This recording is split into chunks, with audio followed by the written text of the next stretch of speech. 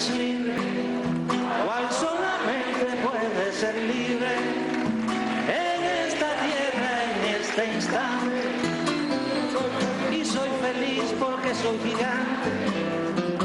Amo una mujer clara que amo y me ama sin pedir nada o casi nada, que no es lo mismo pero es igual. Y si esto fuera poco, tengo mis cantos que poco a poco muevo y rehago habitando el tiempo. Como le cuadra a un hombre despierto. Soy feliz, soy un hombre feliz y quiero que me perdonen por este día los muertos de mi felicidad. Soy feliz, soy un hombre feliz y quiero que me perdonen por este día los muertos de mi felicidad.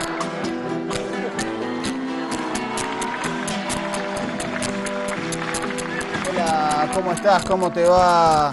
Bienvenido a una nueva emisión de Ojo con los Medios aquí por el poderoso Avia y a la televisión. Y no es inocente este inicio de programa que hemos hecho. Ahí veíamos a Silvio Rodríguez en La Habana cantando nada más y nada menos, esto fue hace unos pocos meses, con los 5 héroes cubanos. Y los 5 héroes cubanos estuvieron hace muy poquito aquí en Bolivia, visitaron La Paz, estuvieron con el presidente Evo, fueron homenajeados y también fueron a Valle Grande y La Higuera a homenajear al comandante Ernesto Che Guevara. Y allí estuvo junto a ellos y trayéndonos un material espectacular el comandante Andrés Alari, así que establecemos ahora comunicación con él, que no sabemos dónde está, por eso le pusimos comandante Alari en algún lugar del Estado Plurinacional de Bolivia. Doctor, buenas noches. Volvimos a esa presentación absurda, pero que nos dio buenos resultados, ¿no? Sí, porque genera mucha intriga y sobre todo cuando se nos va algunos días, la gente empieza a preguntar, ¿dónde está el comandante? Sin más, si no decimos dónde está. Me parece que está por los caminos de esta zona, ¿no? Del sur de Bolivia. Estoy por los valles cochabambinos, pero vamos a mantener la intriga nomás. Pero le digo algo, mañana el presidente Evo Morales va a estar relanzando, haciendo el lanzamiento anual del bono Juancito Pinto y vamos a estar siguiéndolo por la geografía boliviana. En realidad ya es público dónde va a estar, así que no es ninguna sorpresa, pero yo ando dando vueltas por ahí. Todavía no estoy en Sucre, donde se va a lanzar el Juancito Pinto. En la Ciudad Blanca. Así es. Pero yo estoy en viaje hacia Sucre, así que ando por ahí. Bueno, ya dijimos todos, somos re tontos. Bueno, pero no se sabe si está en un bus, si está en un avión, si está en un sulky, si está yendo a caballo, si está yendo a pie, así que si está motorizado, eso es una intriga. Voy a pie, de quito de intriga. Estoy estrenando mi ganas de comenzar viajes a pie, así que en esas ando. Está bien. Bueno, entonces vos que estás del otro lado viendo Ojo con los Medios, te pido que por Facebook, Twitter o donde quieras, que nos sigas Ojo con los Medios, digas un destino que te gustaría que el comandante Alari haga a pie, que anda buscando, tiene ganas de caminar para pensar y a ver dónde se te ocurre que vaya. Excelente. ¿Cómo está La Paz?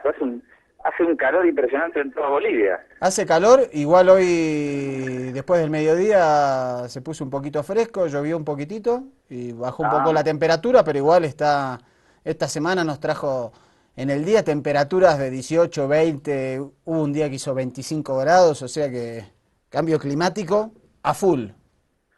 No, acá le cuento que en los valles cochabambinos no hay una nube, así que es impresionante cómo está calentando el sol.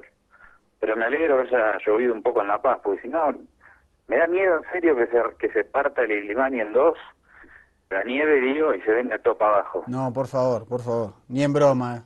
Sin Limán y tantas canciones que le han dedicado al majestuoso que siga ahí intacto.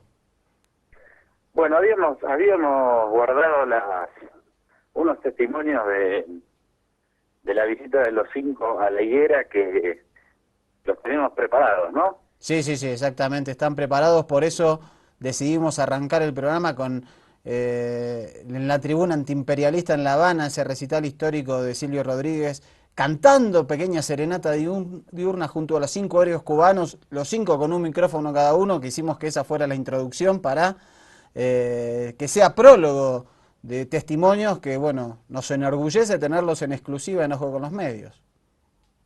Bueno, yo como ya te comentaba en días anteriores, había ido a hacer la cobertura de los 5 en Valle Grande y Higuera sin grandes expectativas. Pero la verdad que me terminaron impresionando muchísimo. Uno de ellos,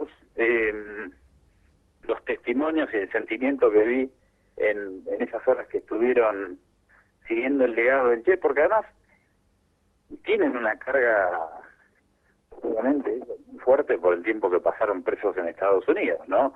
Y bueno, la figura del Che para ellos ha sido muy importante y ese recorrido por Valle Grande y Higuera muy sentido. Yo le preguntaba sobre ese punto, les toqué ahí el nervio cuando me los encontré y les pregunté qué significaban esas jornadas para ellos. Seleccionamos 2 testimonios.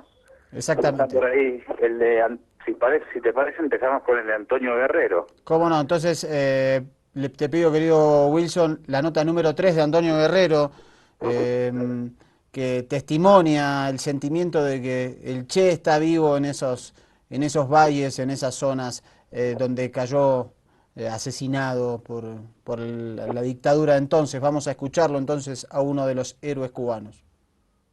Mira, esta mañana veníamos de Valle Grande aquí a la Higuera, ¿no? Y entonces vas mirando la geografía y pensando en el Che y sus hombres. Y entonces te das cuenta de las dificultades a las que se enfrentaron. Pero entonces te das cuenta también de que están vivos. Y llegas aquí al lugar donde lo asesinaron y te das cuenta que está vivo. Y está vivo sobre todo en este pueblo, en este país que él escogió.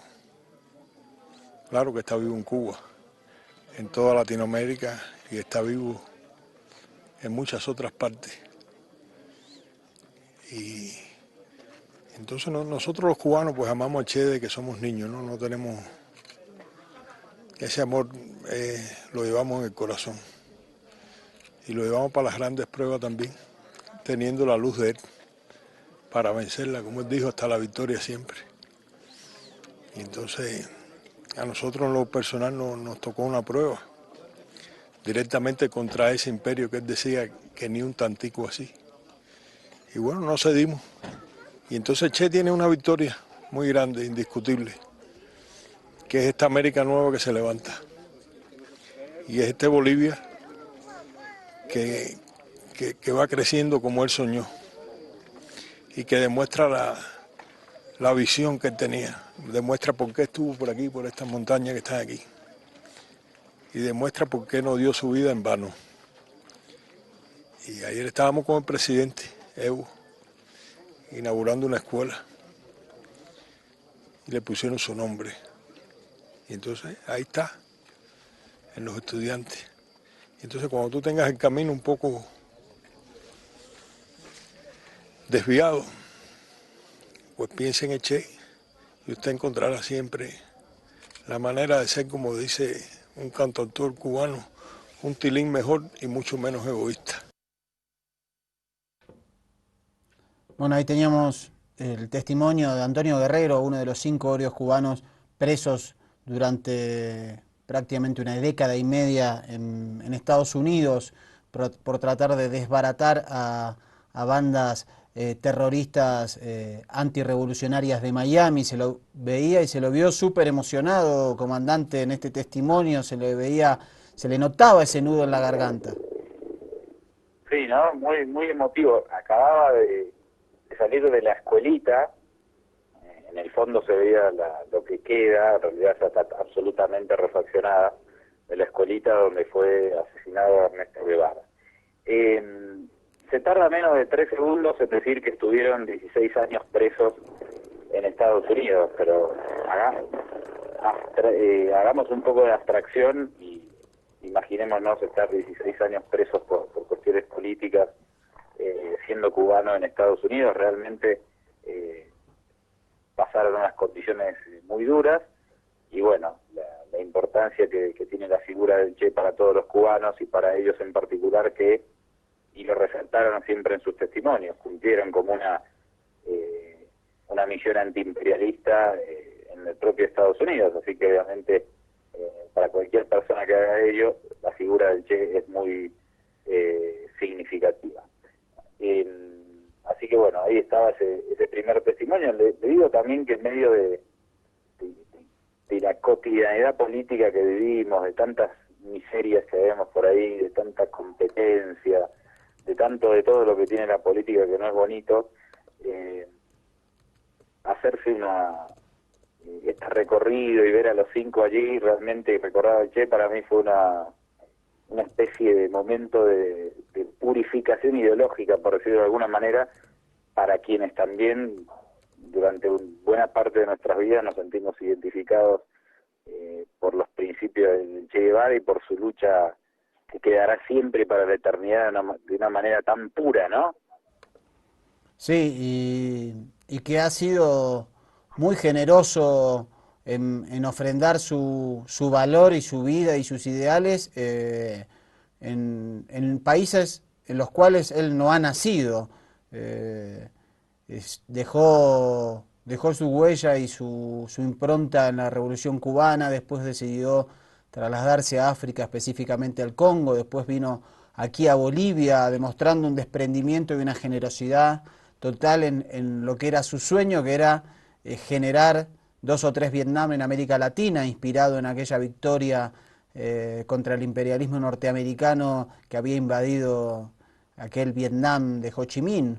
Creo que eso nos muestra su valor y su valía y también su coraje, como ha sido testimoniado cuando estuvo a punto de ser fusilado y jamás tembló ni dejó de tener esa conciencia y ese ideal revolucionario.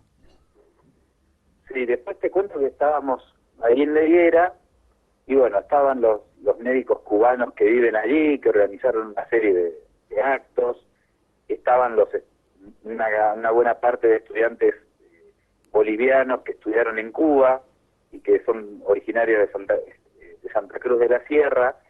Entonces yo estaba con un militante político que me encontré por ahí, y claro, uno a veces dice cosas, ¿no?, que pueden parecer consignas o lugares comunes, y yo le decía a él, han pasado, fíjate, esto es muy potente lo que estamos viendo, pasaron casi 50 años, al Che lo mataron acá, estaba súper aislado militarmente, políticamente, rodeado por el ejército boliviano, y 50 años más tarde, que también es un montón de tiempo. Digo, fíjate el acto que hay acá, y estaban, como les decía, los médicos que habían estudiado en Cuba, los médicos cubanos. Digo, la verdad que en esto no se puede negar que el Che ganó, ¿no? El Che, digo, imagínate si le hubieran dicho en ese momento, en el año 1967, en 50 años va a haber un acto acá y van a estar médicos que vinieron desde Cuba, van a estar un montón de estudiantes que fueron y estudiaron a Cuba y ahora están ejerciendo la medicina en Bolivia. Realmente me parece que hay un legado impresionante que estamos viviendo en este tiempo, y nada, fue una buena fecha y una buena ocasión para estar ahí y poder vivenciar y sentir esa situación que la sintieron los 5 también. Si te parece, vamos a ver el testimonio de Gerardo Hernández, que es como me pareció como que era el líder de los 5, una especie de líder espiritual, un personaje realmente muy interesante. Dale, vamos con ese testimonio entonces de uno de los 5 héroes cubanos en La Higuera, allí donde asesinaron al Che. Mira, nos sentimos emocionalmente, la mejor manera de describirlo quizás sea raro, ¿no? Una emoción muy grande y a su vez muy especial que cuesta trabajo describir. Nosotros los jóvenes cubanos que nacimos con la revolución y ya los no tan jóvenes, nos crecimos diciendo todos los días, todas las mañanas en los matutinos de la escuela que queríamos ser como Che. Nosotros también extrañábamos, deseábamos en algún momento de la vida tener una oportunidad de servir a nuestro pueblo como sirvió él, ¿no? De servir quizás a la causa latinoamericana, a la causa de los oprimidos del mundo como hizo él. Y por un momento uno llega a pensar que ya esas oportunidades pasaron en la vida, que ya no hay más Sierra Maestra para pelear, que ya no hay más Congo, que ya no hay más Bolivia, que ya no hay más guerrilla. Pero siempre a uno se le presenta una oportunidad en la vida de hacer algo útil. Y a los 5 se nos presentó esa oportunidad con la misión que partimos a cumplir en los Estados Unidos para defender a nuestro pueblo del terrorismo. Durante mucho tiempo lo hicimos, después nos costó 16 años de prisión, 16 años, 3 meses y 4 días, estuvimos los últimos 3 que salimos, en mi caso de una sentencia de 2 cadenas perpetuas más 15 años, ¿no? Y siempre para resistir cada día en prisión, siempre el ejemplo de Che estuvo ahí dándonos fuerzas, de la misma manera en que nos había inspirado para dar el paso al frente y cumplir esa misión, también nos ayudó durante nuestros años de cautiverio a resistir cada día, cada hora, las vicisitudes de la prisión, que fueron muchas. Estos días por acá recorriendo sus huellas son de trascendental importancia para nosotros, pero además percibir esta juventud aquí, esta cantidad de batas blancas cubanas y bolivianas también, uno se da cuenta que el sacrificio del Che no fue en vano, que el sacrificio del Che no fue por gusto, que sus ideas hoy están más vivas que nunca.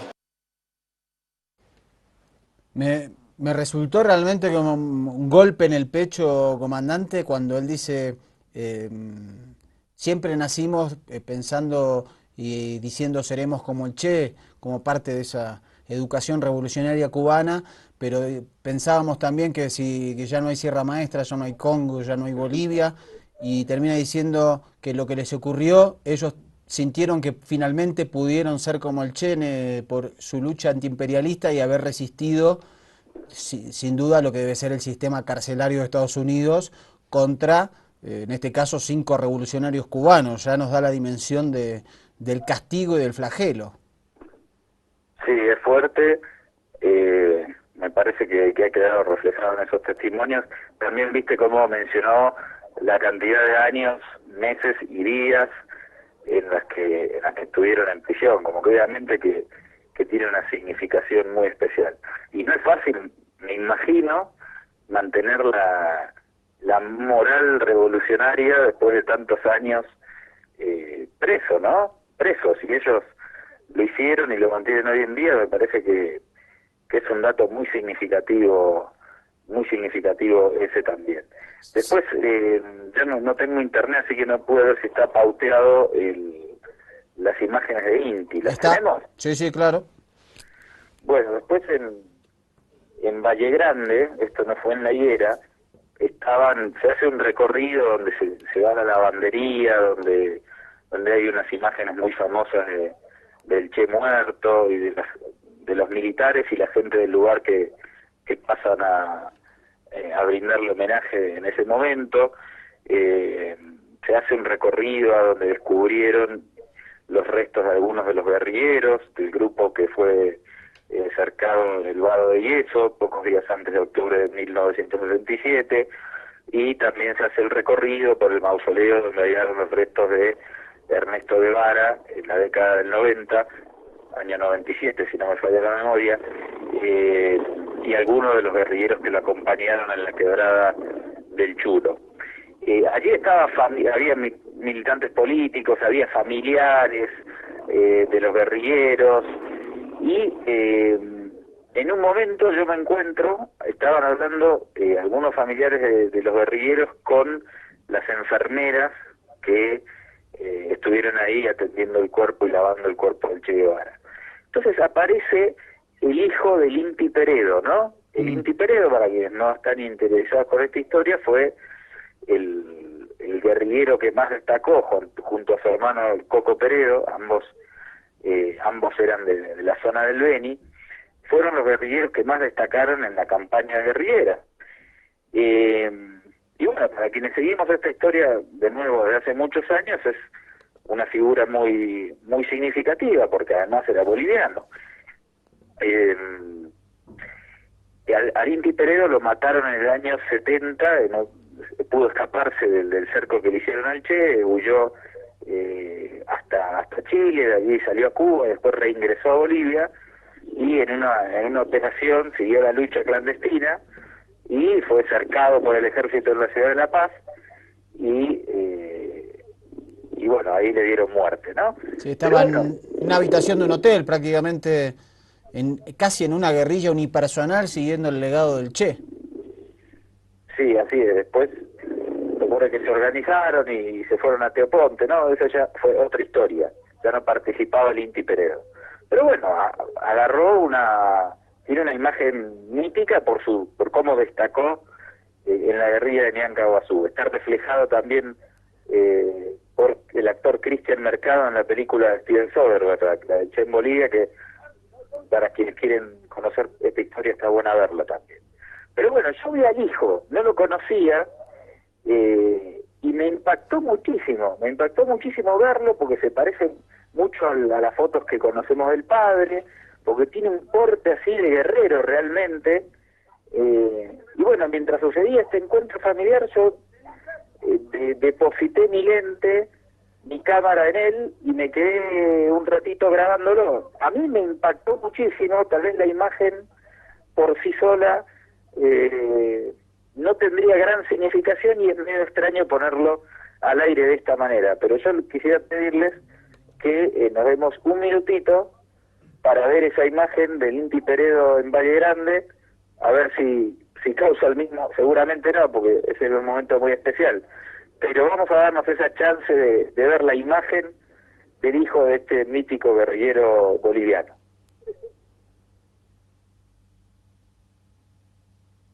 Lo vemos.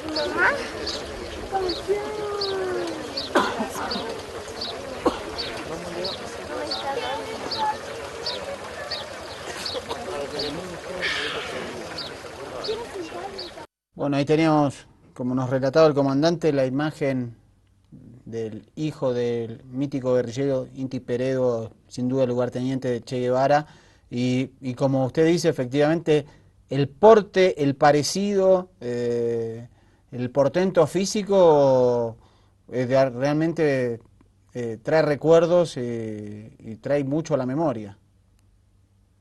Sí, sí. Y también me impactó primero el sentimiento que él tenía en ese momento, y eso, ¿no? Que no sé, me pareció que estaba ante un hombre muy grande y muy poderoso, y además muy fuerte su porte, y dije, como que sí, parecía un guerrero realmente.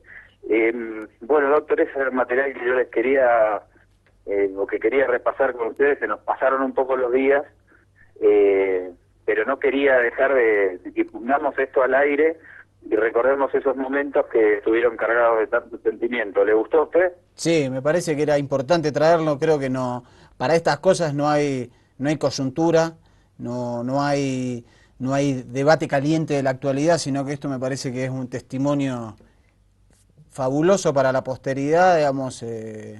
Creo que con el paso del tiempo se va a recordar aquellos días en los cuales los 5 héroes cubanos vinieron a Bolivia y fueron a visitar y a recordar la campaña del Che en Bolivia ya por el 66 y el 67, así que creo que 8 y 9 de octubre de 2015 pasará también a la historia como un hito de la lucha guerrillera revolucionaria en América Latina.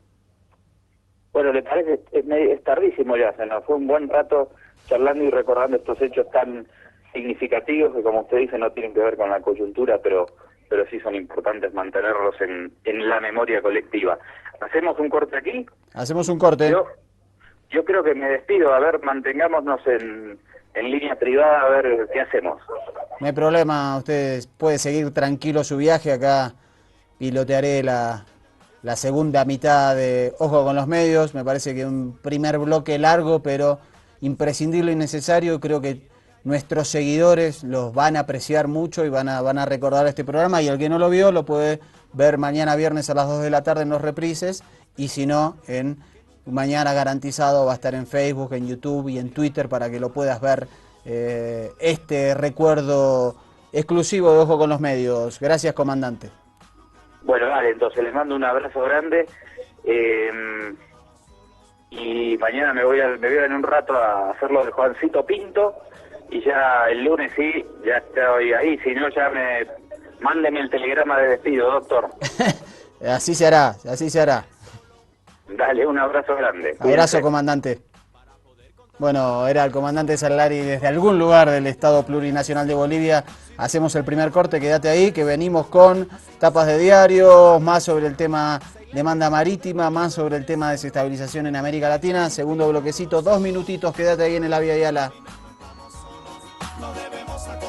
Bloque de Ojo con los Medios, nos vamos a meter ahora con la actualidad informativa luego de este largo primer bloque muy emotivo respecto a los 5 héroes cubanos visitando La Higuera, allí donde el Che fue asesinado en la entonces dictadura militar con asesoramiento de la Central de Inteligencia Norteamericana. Así que arrancamos con tapas de diarios. Vamos a ver, tenemos en este caso 2 tapas de diarios bolivianos. Arrancamos con la primera de ellas.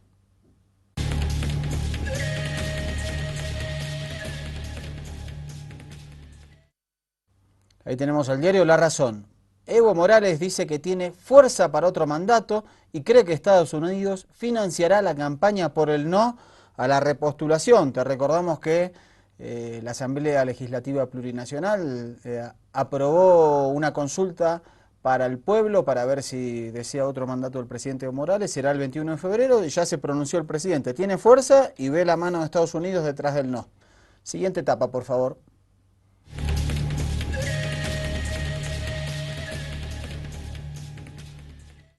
En este caso, el diario Página 7, otro testimonio del presidente, dice que los indios sin pluma han puesto en su lugar a Chile. Esto es en respuesta a algunos testimonios mordaces, cuasi xenofóbicos, en los cuales trataban a Bolivia, a su población, a su presidente como indios sin plumas.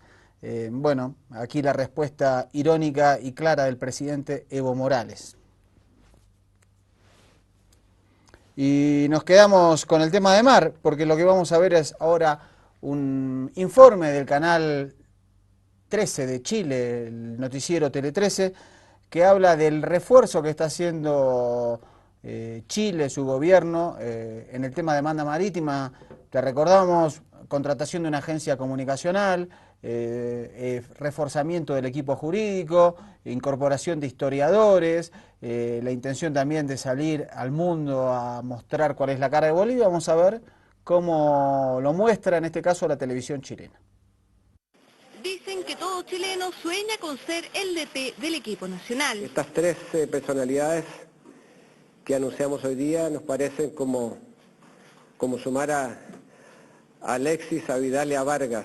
Son 3 los fichajes anunciados por el canciller para el equipo ante la Haya. A 3 semanas de que la Corte acogiera la postura boliviana de seguir con el juicio, los refuerzos apuntalan tanto el trabajo jurídico como otra de las zonas débiles chilenas, fuera de la cancha o del tribunal, en lo diplomático y comunicacional. El periodista Ascanio Cavallo debe tener goles de media cancha y convertir algunos propios. Con larga trayectoria como analista y coautor de la historia oculta de la transición, será el artífice de una nueva estrategia comunicacional, el aspecto que por estos días concentra la mayor cantidad de críticas en Chile y por el cual ya se habla de contratar una segunda consultora internacional. Gabriel Gaspar buscará frenar ataques como este. Y ojalá, hermano Evo, en el 2025 podamos irnos juntos a cumplir el sueño de Chávez, a bañarnos en el mar soberano de Bolivia, en el Pacífico. Al respaldo del mandatario venezolano de este fin de semana se han sumado en los últimos meses personeros de Ecuador, Paraguay, Uruguay, Cuba, Perú y Argentina. Gaspar, ex embajador socialista y cercano a la presidenta, estará a cargo de reforzar las gestiones diplomáticas de embajadores, parlamentarios y expresidentes.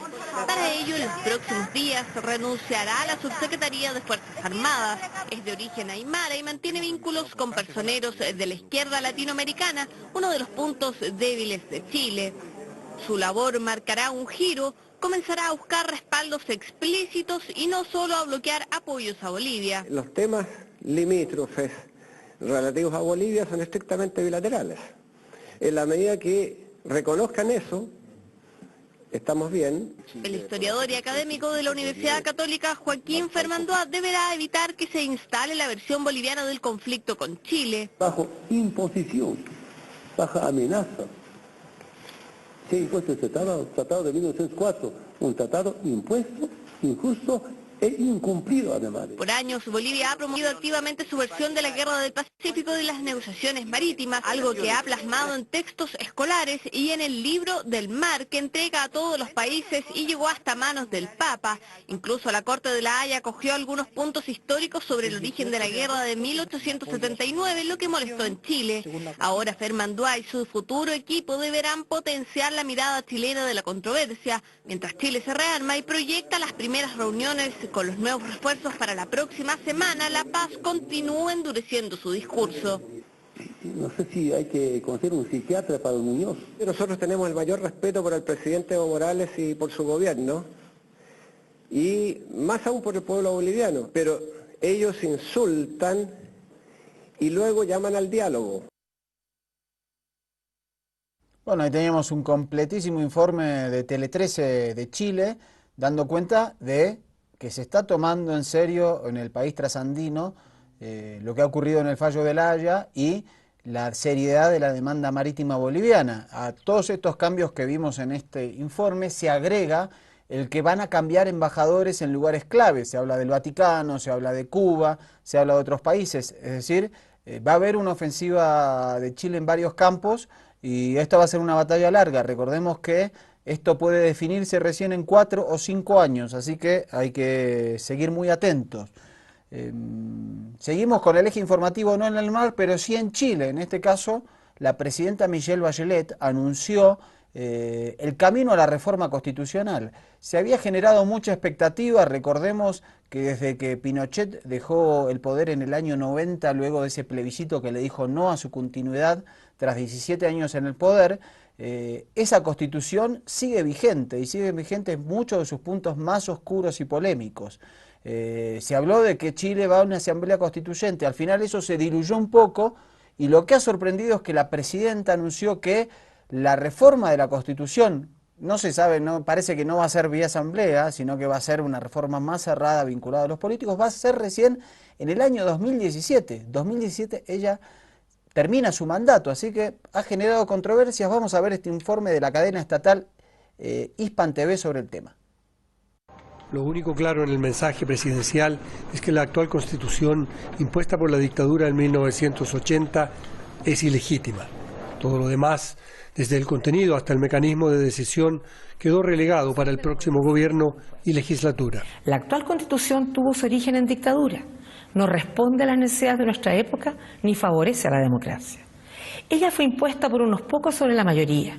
Por eso nació sin legitimidad y no ha podido ser aceptada como propia por la ciudadanía. Según diversas encuestas, alrededor del 70% de la población quiere una nueva Carta Fundamental y por vía de una asamblea constituyente. Nunca habíamos visto que se reconociera la ilegitimidad de origen de la Constitución. Entonces eso es un punto importante. Ahora, junto con reconocerse esa ilegitimidad, no se avanza en pensar en un mecanismo que no nos mantenga secuestrado a esta Constitución. El anuncio presidencial descarta el cumplimiento de una de las 3 promesas centrales de la candidatura de Michelle Bachelet. Hay en Chile poderes que no se ven, pero que actúan. Hoy día ya todo aquello que se soñó quedó en cero. Ayer escuchaba a la presidenta hablando sobre el sistema de cambio de la Constitución. Es un sistema tan café con leche. El proceso duraría al menos 3 años, sin procedimientos ni resultados definidos. Pero cuando tú vas desde una comisión bicameral hasta la Asamblea Constituyente, te estamos viendo en todo el espectro de las posibilidades y por tanto lo único que hiciste fue postergar la decisión. A tal punto que además, si bien se va a haber un proyecto de ley y todo se va a estar trabajando, no obstante aquello, si llega un gobierno que no quiere hacer cambio constitucional, perfectamente puede definir no hacerlo. La estrategia política es difusa. Una puesta en escena más bien débil. Ella cree que siendo cercana, siendo cálida, siendo anodina, se puede tener el favor de la ciudadanía. Yo creo que los tiempos cuando están un poco más difíciles, la gente lo que quiere es ver resolución, definiciones, claridad. Esto se trata, no hay incertidumbre. Es una promesa que se estira ya 25 años. Es ya una tradición de los últimos 25 años. Las decisiones políticas trascendentales, riesgosas, las que requieren determinación, audacia y coraje, se postergan. Alejandro Kirk, Hispan TV, Santiago. Muy crítico el informe del colega Alejandro Kirk sobre el proceso de reforma de la Constitución en Chile. Recordemos que en los momentos más álgidos de la crisis de la gestión de Bachelet, donde su imagen positiva era bajísima y donde mucha gente estaba enojado, ella lanzó que para esta fecha, para estos meses, se iba a empezar con el proceso de consulta de Asamblea Constituyente. Evidentemente nada de eso ocurrió. Los cambios de gabinete llevaron al gobierno más al centro y a posiciones más conservadoras, y por eso el enojo, porque 25 años de una constitución vinculada a la dictadura parece que no se va a modificar, y recién hay que esperar 2 años para ver qué pasará con este proceso constituyente. Bueno, hablando de América Latina, nos trasladamos al Brasil, donde se pudo parar en un intento de juicio político, una especie de golpe parlamentario como el que ocurrió en Honduras y Paraguay anteriormente, que lamentablemente fue exitoso.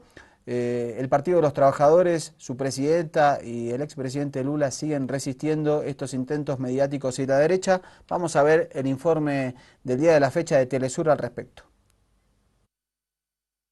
Nesse exato momento, setores da oposição tentam una variante de golpe. Es la presidenta de Brasil, Dilma Rousseff, advirtiendo que en este momento exacto la oposición intenta una variante de golpe de Estado. Para ella se trata de un golpe a todas luces, aunque disfrazado de manifestación de los opositores. Hizo estas declaraciones arropada por unos 2.000 campesinos en el primer congreso del movimiento de pequeños agricultores en Sao Paulo. Allí sus partidarios también gritaron en contra del supuesto golpe. ¡No! ¡Vai ter golpe! Los opositores han presentado 14 solicitudes al Congreso pidiendo un juicio político contra la mandataria con miras a su destitución. Pero el presidente de la Cámara, Eduardo Cunha, ha rechazado 11 por considerar que carecen de fundamentos jurídicos, un requisito que establece la Constitución para proceder a dicha remoción. Pero Rousseff dice que sus detractores quieren un atajo para llegar con más rapidez a las elecciones presidenciales de 2018. La oposición, por su parte, confía en que el presidente de la Cámara aceptará una solicitud presentada por un grupo de reconocidos juristas que cuenta con vasta argumentación jurídica y que se refiere al supuesto maquillaje de las cuentas públicas por parte del gobierno. Una intención que para Rousseff solo busca ir en contra de un proyecto que dio voz a quienes no la tenían y que creó una de las clases medias más grandes del mundo. Bueno, así está la situación. El informe era de la agencia EFE de España, perdón, no de Telesur, Hay intentos desestabilizadores. Recordemos que en el día de ayer el presidente Nicolás Maduro de Venezuela denunció complicidades o búsquedas de la oposición política en ese país para que el Fondo Monetario y el Banco Mundial ayuden en caso de un eventual derrocamiento con financiamiento para el nuevo gobierno salido de un golpe de Estado, es decir, un gobierno inconstitucional. Hoy la presidenta Cristina Fernández de Kirchner criticó al monopolio Clarín en la Argentina por su hipocresía y cinismo permanente, por un artículo en el que el matutino dio una cuenta de una supuesta reunión entre el canciller Héctor Timerman y un enviado del presidente Obama en Buenos Aires. La información fue calificada como errónea por el propio Palacio San Martín. El Palacio San Martín en Argentina es la Cancillería, así que vemos que las arremetidas de la derecha en América Latina contra los procesos de cambio y de los medios de comunicación, que son una correa de transmisión de los intereses de la derecha y muchas veces de sectores de Washington, están más calientes que nunca. Así que hay que estar atentos y en estos días obviamente siempre hay información al respecto. Vamos a hacer el último corte aquí en Ojo con los Medios y vamos a meternos un poquito en Palestina. Siguen las tensiones entre Israel y los territorios palestinos, ya la cifra ha subido a 31 muertos y más de 300 heridos por una nueva intifada, y mañana viernes se anticipa un viernes de ira, así que muy atentos a una nueva escalada de violencia en el Medio Oriente.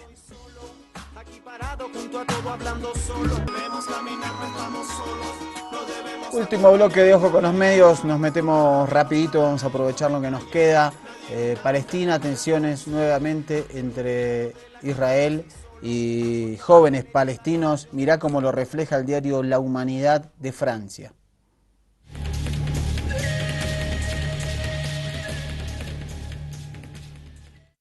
Este diario de izquierda francés muestra a un jovencito con su rostro tapado y la bandera palestina. Dice, la joven insurgencia palestina contra la guerra sin fin de Netanyahu, marcando que a pesar de que desde que la resolución de la ONU del 47 marcó que tiene que haber dos estados, el Estado palestino y el Estado de Israel, cosa que nunca ocurrió, solo existe el Estado de Israel, esto no ha parado. Sin embargo, las nuevas generaciones se suman a este reclamo, a este derecho por la autodeterminación de los pueblos. Vamos a ver cómo la cadena estatal Hispan TV nos habla de la posibilidad de esta tercera intifada, esto quiere decir guerra de piedras, que puede generarse nuevamente en los territorios asfixiados de Palestina, ya sea la Franja de Gaza o Cisjordania. Vamos a la nota. Della violenza che coinvolge civili innocenti e continua ad alimentare una crisi umanitaria di enormi proporzioni. Desde el Vaticano, incluso, se escucha la alarma. Una tercera intifada palestina está a punto de estallar. We continue to urge all sides to refrain from violence and refrain from the kind of activity that would only make tensions worse there. Palestina está que arde. Estos son los últimos hechos. La línea de separación entre Israel y la Franja de Gaza está teñida de sangre. Los soldados israelíes dispararon contra una marcha palestina. Matan a 7, incluso a un adolescente, y hieren a 150, incluido un periodista. Los disparos son continuados contra estos manifestantes. Además, las fuerzas israelíes están haciendo uso de armas de fuego vivo. Incluir también que uno de los heridos de esta zona es un periodista de la agencia de noticias turca. En los días pasados, imágenes como esta no han parado de llegar desde Cisjordania, Jerusalén Este y Gaza. Batalla de piedras palestinas contra balas reales de Israel. Balas que han vaporizado la vida de una veintena de palestinos y han herido a 1000 en solo días. Palestinos como Abdel Raham Abdullah, de solo 13 años. Esta radiografía muestra que Israel está usando balas reales en las protestas. Es el cuerpo del niño, cosido con aguja e hilo, ya muerto, para despedirlo con su tradición. El movimiento Hamás da por sentada la tercera intifada y llama a todos los palestinos al levantamiento.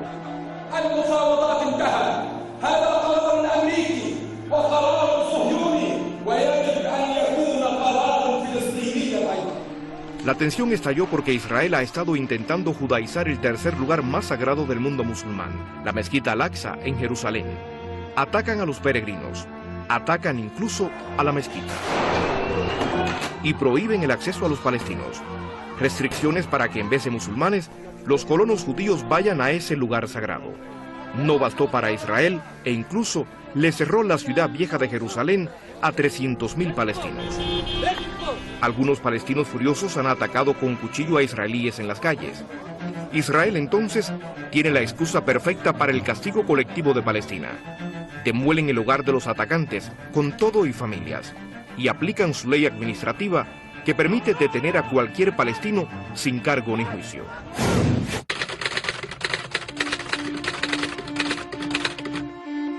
Primera Intifada, 1987. Batallas callejeras entre palestinos y fuerzas de Israel que dejaron 1.162 palestinos y 160 israelíes muertos. Segunda Intifada, año 2000. 3.733 palestinos y 1.011 israelíes muertos. Huelgan las palabras luego de este informe completo de la cadena Hispan TV. Solo decir que los organismos internacionales han mostrado una incapacidad para hacer cumplir a Israel las resoluciones internacionales de Naciones Unidas, que han sido todas incumplidas. Gracias por estar en este capítulo muy especial de Ojo con los Medios. En el primer bloque tuvimos los testimonios de los 5 héroes cubanos en La Higuera, allí donde fue asesinado Che Guevara. Nos vamos a despedir con el informe que hizo el comandante Sallari desde ahí, desde el lugar de los hechos, para Hispan TV. Así que esta es la despedida por hoy jueves. Nos vemos mañana. Espero que te hayas disfrutado este programa. Un gusto de saludarte. Mi nombre es Mariano Vázquez.